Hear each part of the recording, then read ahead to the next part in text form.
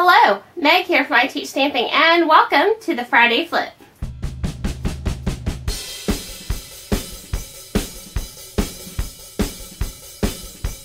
The Friday Flip is where we take one project idea and flip it into a completely different project. So let me show you what I'm talking about. We're going to use this as our inspiration piece card, and we're going to take this Halloween card. There's nothing on the inside. We're going to take different components of it, and we're going to flip it into a Christmas card. So let's go ahead and get started with our stamping. We're going to be using two stamp sets. One's going to be the Memorable Moments, and the other is going to be Merry Everything. Both are from Stampin' Up. And I'm going to start by using my Memorable Moments because we're going to change this 31 into a 25. Because I'm going to be punching these out and I need my numbers to be lined up, I'm going to use my Stampin' Jig. I'm going to do the 2 and the 5, both in real red ink.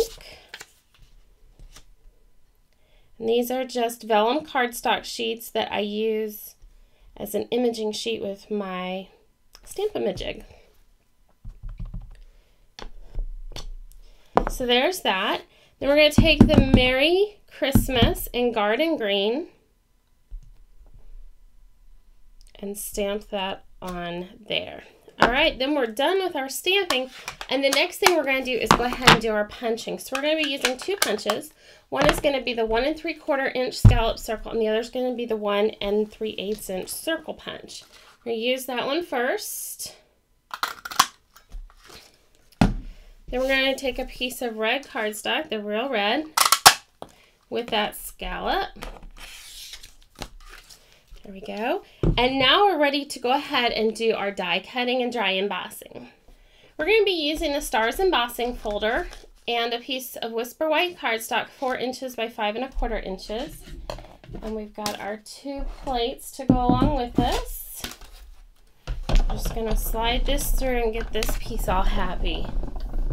I think cardstock is much happier with texture on it. Alright, so that's going to give us our stars rather than doing a spider web.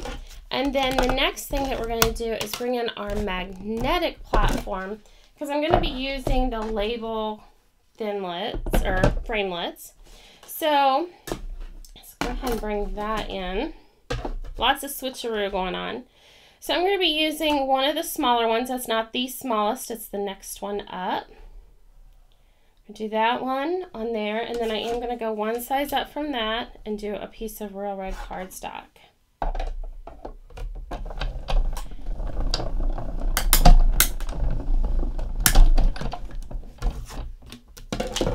So that's going to give me that piece, and that's going to give me that, and those will layer together perfectly. So the base for our card is going to be crumb cake, 4 1/4 by 11 inches scored at 5 1/2. I'm going to take another piece of Whisper White cardstock, 4 inches by 5 1/4 inches, and then I'm going to take these 2 layers that we die cut and layer those together. And then we're going to drop this into the middle of the inside of our card. So I took this layer here and moved it to the inside. All right, now let's go ahead and talk about the front. We're going to start with a piece of that stars embossed paper that we did, and then I'm going to add a piece of pattern paper. And this is going to be a 1 1/2 inch by 4 inch strip, and this is from the Trim the Tree Designer Series paper stack. Look at these fabulous papers. I love paper stacks. All right, so we've got that, and before we go any further, I'm going to bring in some of the Whisper White satin ribbon. And I have glue dots on this, and it's just going to wrap around to the back. And then this is ready to drop onto our card front.